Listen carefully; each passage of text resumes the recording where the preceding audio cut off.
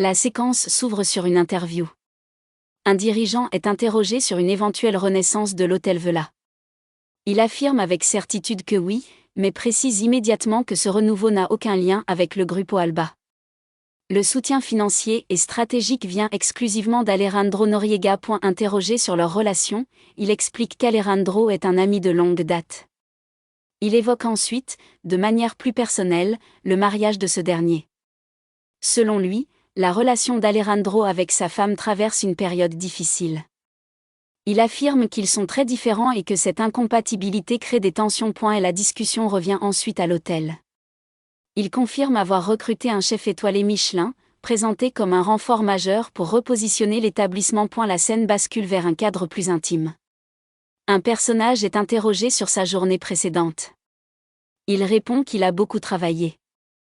La conversation dérive alors vers une visite chez Madame Lupe et vers Blanquita. Il est confirmé qu'il l'a vue. Blanquita se serait plainte de son comportement, le jugeant impoli. Il justifie son attitude en disant qu'il préfère qu'elle ne revienne plus. Son interlocuteur lui conseille de revoir son comportement, estimant que cette attitude ne lui apportera rien de positif. Changement de lieu. Deux amis discutent. L'un d'eux avoue que l'autre lui manque et qu'il porte seul de lourdes responsabilités. Ils évoquent Malna. L'un confie qu'il l'apprécie beaucoup, qu'elle l'a soutenue et qu'il se sent attiré par elle. La discussion reste amicale mais laisse entendre un début d'intérêt sentimental. Le ton devient plus grave. L'un des deux amis admet que la situation est difficile et demande un service important. Si jamais quelque chose lui arrivait, il veut que son ami promette de prendre soin de ses filles.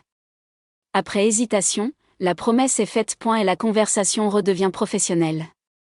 Ils évoquent un rapport sur la formation des cadres, axé sur la gestion des conflits avec les clients. La formation a déjà commencé et une réunion est prévue avec les ministères de la Santé et des Ressources humaines pour étendre le dispositif à toutes les entreprises concernées. Le projet est jugé solide et en bonne voie. Nouvelle scène au bureau. Max travaille lorsqu'il reçoit un café et des biscuits de sa compagne, qui l'encourage.